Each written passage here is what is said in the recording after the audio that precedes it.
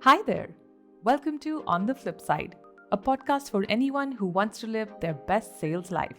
We're going to be talking to buyers, sales managers, STRs, and A's about things like what does it take to be a great sales manager, or how can you go home happy month after month. So let's dive right in.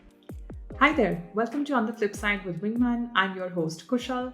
Today, we're joined by someone who is a 3 times sales leader and a 3 times VP of sales for B2B SaaS startups.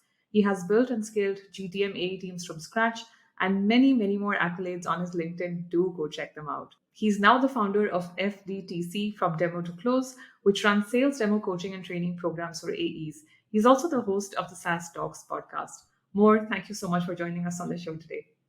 Yeah, I appreciate you inviting me. So, more before we go ahead, you've obviously led so many teams to meet their targets, really. And if you had Mhm. to distill it, what would you say is the secret sauce to succeeding as a sales leader? As a sales leader, I think I made a post about this actually this morning, but the getting your mindset right and realizing that the team doesn't work for you and you work for the team. It's important to set that mindset because once you have a reframe of that, then everything that you do in that job moving forward is all about enabling your team. So that's, getting them sales training, sales coaching, doing one-on-ones, investing in their education, investing in their personal life. So if you see that they're getting burnt out, giving them time off. And so realizing that you really aren't their boss. If anything, they're your boss. I really love that approach, and I do recall seeing it on your LinkedIn before the show as well. Just curious, isn't this already how sales leaders think of their teams? I don't think so. I don't think that's the way I think. I mean, I can't speak for everybody, but at least in my experience and what I've seen and the people that have talked to me, sort of, and that hasn't been the case. They don't, some sales leaders aren't providing the right tech stack for their team. Some are not offering any sort of stipend. They're making their sales team pay out of pocket for, sales education. They are maybe spending some time with them during onboarding, and then after onboarding they sort of like leave them to figure it out. There's a really well-known company, I won't even say it, I won't say the name, but they're extremely well known in the B2B SaaS space. Everybody knows them, and somebody from that team, a salesperson from that team, said that their manager has a team of 16 reps under them, 16 sales reps, which is too much to handle for one sales manager. And the last time that they had a one-on-one with the sales manager was, in the conversation we had, was the previous quarter, and they Wow, once a tried booking quarter. a one. Yeah, they tried booking a one-on-one with them, and then the manager had to cancel because they had to go to something else. They didn't even reschedule it. So I think it's just you think that sales managers and sales leaders and VPs of sales are thinking that way, but they're not. A lot of them are not. And I think for some of them, it could be a culture thing where the CEO is releasing sort of like this pressure that's coming up from the VCs, and this just has this ripple effect across the board. And the way the CEO is behaving with the VP of sales is the way the VP of sales is behaving with the sales team. I personally experienced it where I was trying to create this culture within my organization with my sales team, but the CEO had a different mentality of what culture was. And so there was a lot of resistance because I was trying to do one thing and he was trying to do another thing. And so you either sort of join if you can't beat them, join them. And so I had to become like the CEO in terms of the mentality. So I think that's great insight into really the thought process and really why people behave the way that they behave. I think having that sort of insight is really helpful. Not that that's the complete solution to the problem, of course. But since we're talking about this, in your experience, what are really the major challenges that these VPs of sales are facing today? the major challenges, so there's a bunch, right? So one thing I mentioned, CEOs are at least in the B2B SaaS space, right? So CEOs are projecting pretty ambitious numbers and forecasts, and they share that with the VCs. And the VC says, wow, that's great. You believe that you can hit it? CEO says, yes. CEO then comes back to the VP of sales during their, quarterly business review call or whatever it is. And they say, hey, we have to hit these targets. Now, the VP of sales can push back, but if they push back, they could seem like they're not confident in the targets. And so they say, okay, fine, I'll go after these targets. That's what we'll hit. And then they don't hit it. They hit a little bit under, and the under hitting target that they hit was actually really good. But then after 18 months, they say, okay, this is not what we want. So dealing with the pressure and the BS that comes from CEOs, which comes from the VCs, is very much, it's very annoying. That's one of the challenges that VP of sales deal with. Another thing that they deal with is not having enough autonomy. And I mentioned this before. I remember I was a VP of sales and I had a few toxic employees, salespeople specifically. When I say toxic, I mean every new hire that came along, they would pull them to the side and talk crap about the company, whatever it was. They would always have something to say. They really just poisoned the environment. And I wanted to let them go. I wanted to fire them because it's just I'd rather not have them. And I remember I was like, okay, I don't know what to do. So I got like a mentor from HubSpot, like an executive sales executive at a very high level. He got on the phone with me and he said, if your company tolerates assholes, then you have nothing. There's nothing you can do here. If they don't, then you have to fire them. You shouldn't have them on your team, even if they're performing really well. So I think the challenge for a lot of VPs of sales is we have this like top performer, maybe top performers. Like without them, our numbers are going to dip. But they're so toxic. What do we do? Do we keep them? Do we not keep them? And so I think a lot of companies end up keeping these toxic top performers, which is just not a good example to set for everybody else. And so I remember when I came to the founders and I said, we have to get rid of this person. They said no until the company sold. A new CEO came along. And I said, she's like, okay, what do you want? I'm like, I want to fire this person. Really toxic. And I did that. And it set the tone for the rest of the team. And the environment became a little bit more optimistic. People enjoyed coming to work. The reviews, the surveys that they sent to the employees was positive now. So I think having autonomy and letting them sort of fly on their own is an important thing also. Yeah, so that's one of the many challenges. I think that's a powerful point there. And I think it also goes to show that I think these sales leaders are in a tough spot as well, right? Where on one hand, they have these targets that are clearly not, they're not relentless really. And on the other hand, you might have, a toxic, workforce or teams, and it's really hard to drive the culture that you want to. And unfortunately, sometimes you have to make calls that you don't want to. And like you said, in situations, you may not have that autonomy as well. So yeah, I guess that's a tough spot to be in to begin with. It is. I think, people talk about SDRs having the hardest jobs in sales. Yeah, I'm not discounting that it's hard. It's a hard job, but talk to me first once you become a VP of sales, because you are always under the gun. You have to please the CEOs and the partners and the board while pleasing your salespeople. But the CEO and the board don't necessarily see eye to eye with the sales team. And so you're the sandwich in the middle and playing therapist on both sides. It is a really stressful job. And you don't get the recognition that you should get. So SDR is hard. VP of sales is much harder. Understood. Tell us more about FDTC, right? What led you to kind of company? Yeah. So FDTC stands for From Demo to Close. I launched about 9 months ago. Been profitable ever since, growing, getting a lot of demand for it and a lot of love for it. So when I was a VP of sales, I worked for companies that I wouldn't say necessarily super product-led growth, but we were definitely getting majority of our leads coming inbound through different marketing channels. And majority of the revenue that we closed, the sales that we closed, came from the demos that we did. So we were demo heavy. We were doing a ton of demos every week, every day, every month. And so we were looking at that metric. Now, because that was the core of the revenue that we were closing, it was really important that we optimize the way we were doing demos. And I'm not talking about like one call closes. It could be one demo, two demo, three demo, whatever it is. And so when I was VP of sales, I would go in as an early stage company as the first employee, first sales rep, doing the demos and taking over for the CEO.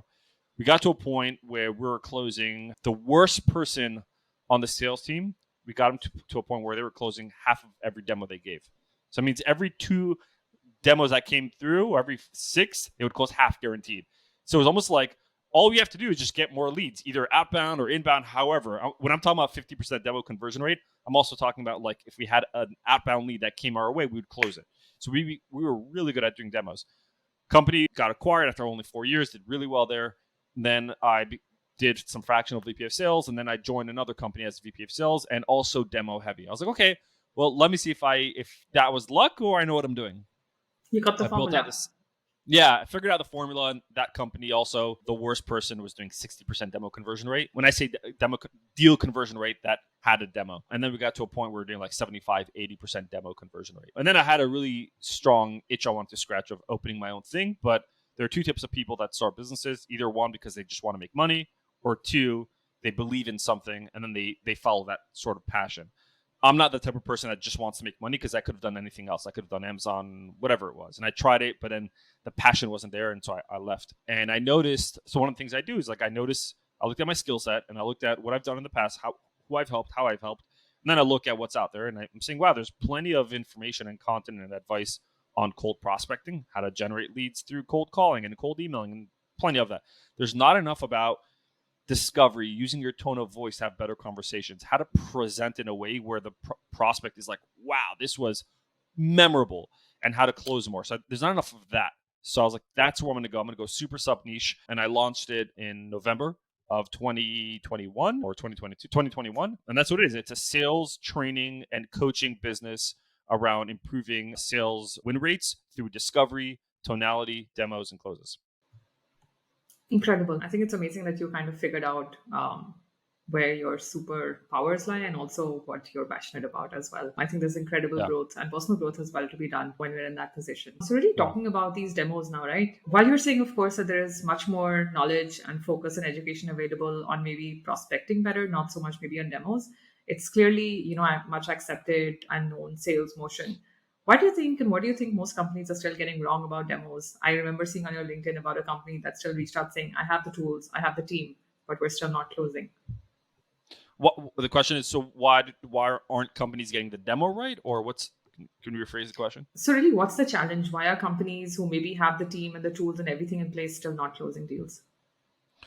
So I think they're closing deals. I just don't think they're closing enough. And so I think they potentially think that the reason why they're not, and I can't speak for every company, but I can tell you what others have said or what I've observed. They think that the lack of revenue closing is the lack of leads that they're generating. And so they're trying to put all this effort into lead generation so they can close the deals. I think some of other companies think, well, we're closing at a good rate, 20%, 30% demo conversion rate, deal win rate. And they think that's good, but they don't know what to compare it to. They think that's good compared to the historic performance of the company. But maybe it's not good. I've had at a company where one of my clients, they were closing 29% demo close rate. They thought it was good. I asked them, is that considered a good in your industry? He's like, yeah, that's great. Blah, blah, blah, blah. After working with me, after 3 months, they were up 42 or 45%, whatever it was. So I think they're only looking at their own environment, being, oh, leads is important, and we're doing pretty good, and people are hitting quota. Because hitting quota is good, but you could be hitting more than the quota that you're hitting. So I think it's a few variables. And some of them are doing fine. Some of them are having a solid demo conversion win rate. Some of them have sales training and they're doing well. And some of them have sales training in place and sales coaching and enablement. And they're not doing well, but they think because they have sales training and enablement, who are you to come out from the outside and teach me how to do it better? So I think it's a mixture of ego and ignorance to an extent of what's happening internally. It sounds like there is a lot to be said for really reaching out to other folks outside your company for training, benchmarking, really understanding what's working and what's not. Because like you said, sometimes it becomes an echo chamber and you tend to look at your own achievements or your past, your team's past achievements as the benchmark, which is clearly not the case.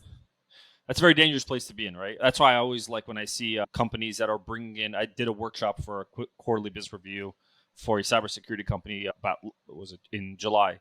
And I was like, wow, that's so awesome that the VP of sales doesn't feel threatened by an outside sales trainer to come in and do a workshop. And I think I used to be, when I was a VP of sales at one point in my career, I was like, I would never hire a coach or a salesperson. Like, that's my job. It's threatening my job.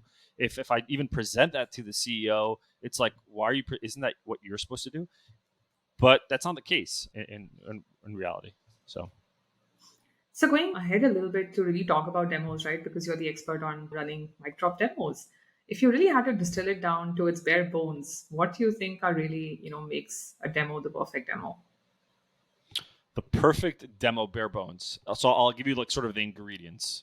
So it's the demo prep.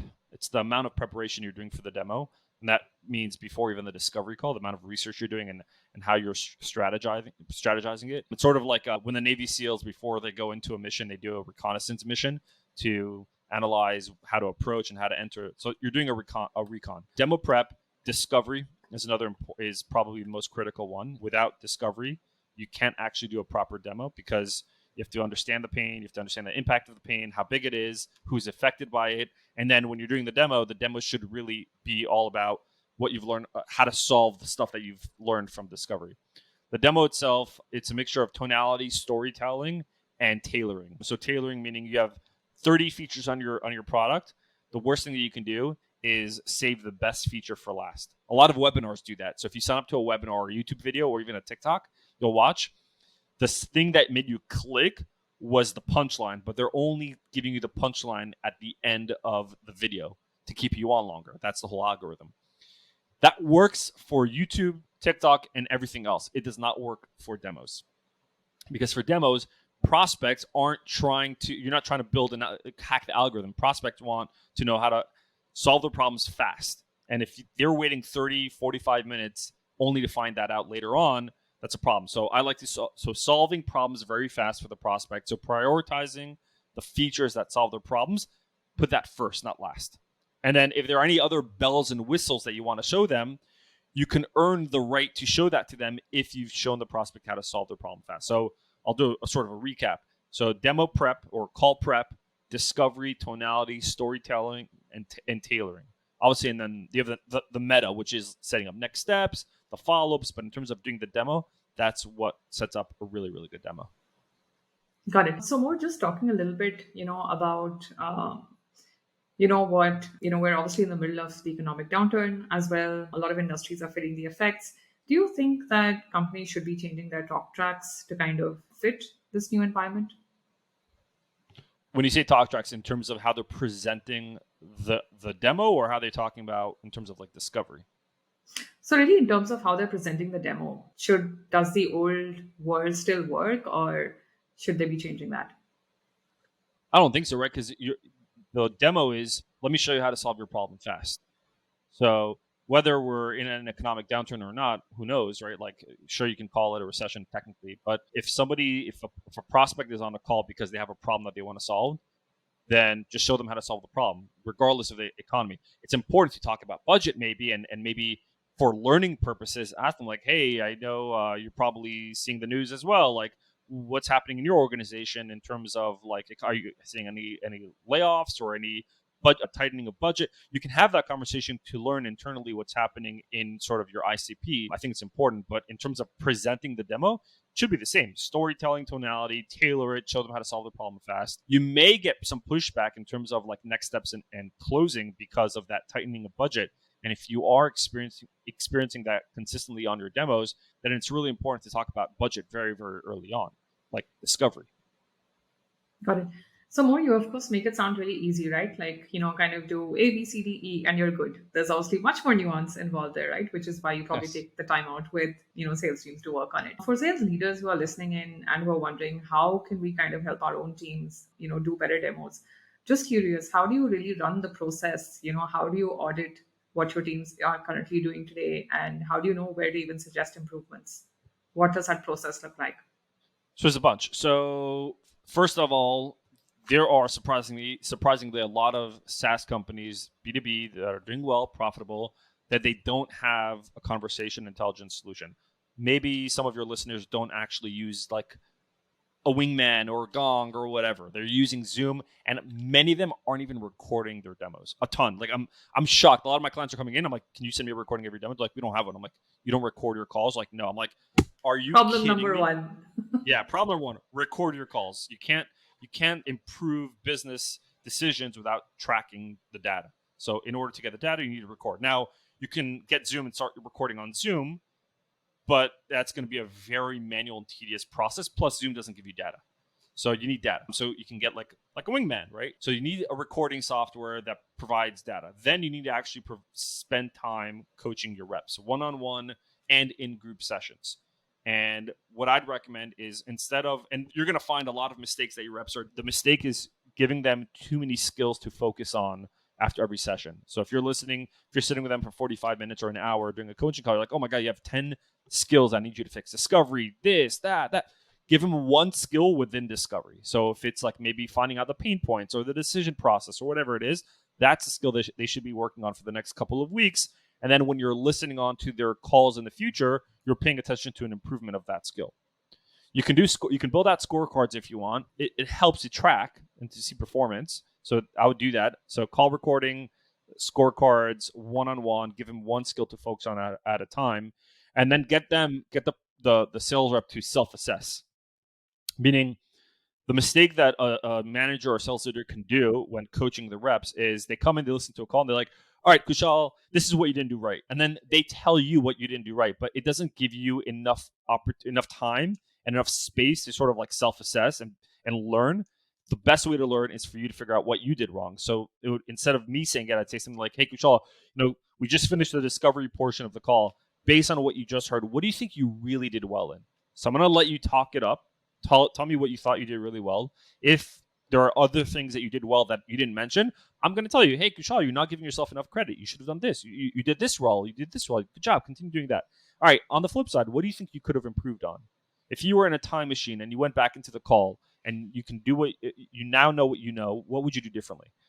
And then I'm going to have you just self-assess and tell me what you've done differently. And then if there's anything missing, then I sort of plug it in. And then I would ask you something like, hey, what do you think is the most important skill that you should focus on the next call? And so it's more collaborative, less of, let me tell you what you did wrong. Let me tell you what you did right. Here's what you should do. Got it. It sounds like this is a lot about really self-awareness on part of, the A's and the reps as well to kind of understand what they're doing and not doing well. How much self-awareness do you think, the folks that you work with show to begin with, or is that developed over time? It's developed over time. I have a client right now that I was surprised by his level of self-awareness. The stuff that I picked up on, the nuances when we were listening to a sales call, he called out when I was asking him to self-assess. So, but he's also been in the industry a little bit longer. So maybe, and he's older and he has kids. So maybe you have to become more self-aware because you have a family and you have, you're just more experienced. Some are completely it's like it flies over their head. They have no idea what they did wrong or the main issues. I mean, self-awareness is the biggest one. I didn't. It's sort of a surprising fact. When I got into sales and then, VP of sales and demo and all that, I never took a Sandler sales training course. I never took Medic. I'm not even certified in it. I don't even know the nuances of that whole sales methodologies, and I don't need to, honestly. Yeah, like what? I don't need to, because I was self-aware enough to know to take my time, listen back to my call, like, I didn't, maybe I said that and that's what triggered the prospect not to buy. So on the next call, I'm going to say it differently. And over 4 years and doing thousands of demos, you have enough sort of practice to test out things. And you're like, okay, that validated my thought.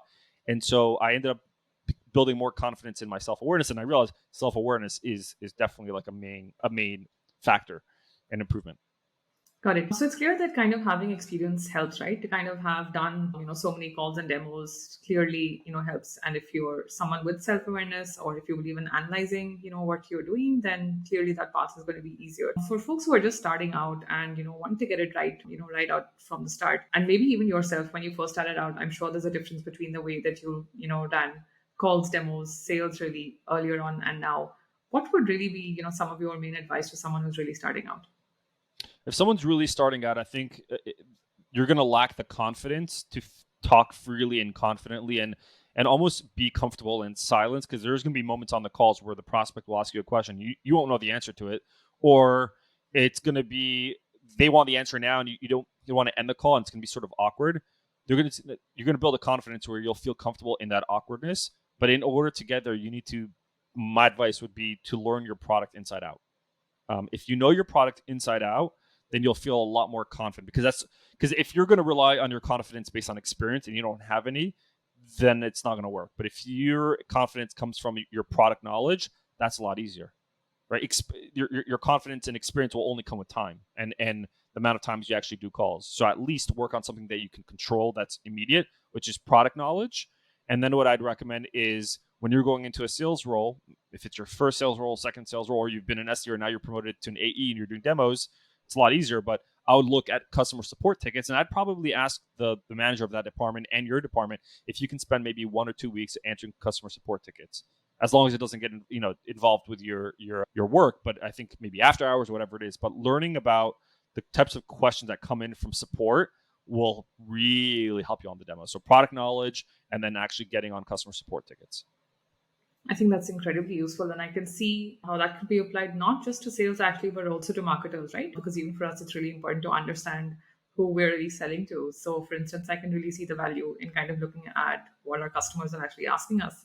what they're able to do themselves, what are still stumbling blocks, and then really test our own knowledge, of our own products. So I think that works 110%. Just to go back a little bit, I know you talked about, dealing with those awkward silences in some way. Sometimes the situation is reversed where you're asking the prospect a question and they fall silent simply because they maybe don't have a handy answer. And I remember, kind of hearing or reading about maybe, when you ask someone a question and they're stumped for a little bit, then maybe don't rush in to comfort them immediately. Actually give your prospect some time to actually think through and have the patience to not sort of rush into that. What's your take on that? So you're saying this a situation where you're the salesperson, you're on a demo, you're asking the prospect a question and they're staying silent? Yes. Yeah, I mean, if they're staying silent, well, it depends. If you ask them a pretty thought-provoking question, for example, hey, Kushal, like based on what you've seen today, which department do you feel like would best use this particular feature? And they're like, and then they're silent. Yeah, they're clearly thinking and let them think about it. So if that's your question, that'd be my answer. Just stay silent because they're clearly, you can tell when someone's thinking about it. That's why it's a lot. If no one's they're not having their webcam turned on during the demo, it's a big problem because you don't know what they're doing. But if you ask them a question, your webcam is on there, and then they go like this, you clearly see that they're thinking. So let them think. On that note, what's your recommendation for demos, right? Like video on, video off, if you have a choice. Video on, video on. And the question is, the second question I get is, should I only turn on my video when I get on a call and if the prospect has their video on, or should I turn? The answer is have your video on always, and that will trigger the prospect to turn theirs on. And if they don't turn theirs on, you can say, hey, like, would you kill me if I asked you to turn on your video? I like to like sort of put a name to a face. And then that will probably tell them to put it on. They may say, oh, I look like crap. Yeah, it's okay. I don't judge. They'll turn it on. Have fun with it. But have it on. You need to read the body language also. And it's important. There's a lot of reasons why you should have your video on besides body language, but it's also engagement. So a lot of times you're on a demo, you're sharing your screen, you're showing the software, and then the prospect asks you a question or you ask them a question and you're sort of discussing something that is not directly related to what's on the screen, but you're still sharing your screen. That's really distracting. So what I'd recommend is you stop screen sharing. So now you and the prospect are seeing each other face to face over the webcam. That creates a lot more engagement.